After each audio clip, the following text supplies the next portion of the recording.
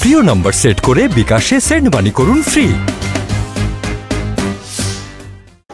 আপনারা যশোরে অনেকেই জেনে থাকবেন যে যশোরে প্রায় 210টা বা তার অধিক বেসরকারি হাসপাতাল এবং ক্লিনিক আছে। এই বেসরকারি হাসপাতাল এবং ক্লিনিকে প্রায় 10 থেকে 15টা বা মুষ্টিমেয় কিছু সংখ্যক হাসপাতালে হয়তো চিকিৎসা ব্যবস্থা এবং নার্সিং সুব্যবস্থা আছে, এবং বাকি সবগুলোতেই আমরা দেখেছি বেশিরভাগই ভুয়া নার্স এবং অনিবন্ধিত নার্স দিয়ে স্বাস্থ্যসেবা দেওয়া হয়। আমরা এই অনিবন্ধিত এবং ভুয়া নার্স নির্মূলের দাবিতে আমরা আমাদের সিভিল সার্জন স্যারের কাছে আসছিলাম। উনি আমাদেরকে আশ্বস্ত করেছেন যে অতি শীঘ্রই এই ভুয়া নার্স এবং অনিবন্ধিত নার্সদের বেসরকারি হাসপাতাল থেকে অপসারণ করবেন এবং তাদের মূল কমিটির সাথে কমিটি রাখবেন সেখানে অভিযান চালানোর জন্য, এবং আমাদেরকে প্রত্যক্ষদর্শী হিসেবে রাখার জন্য আমাদের স্টুডেন্টের পক্ষ থেকে কয়েকজনের সাথে নিয়ে তাদের অভিযানটা চালাবেন।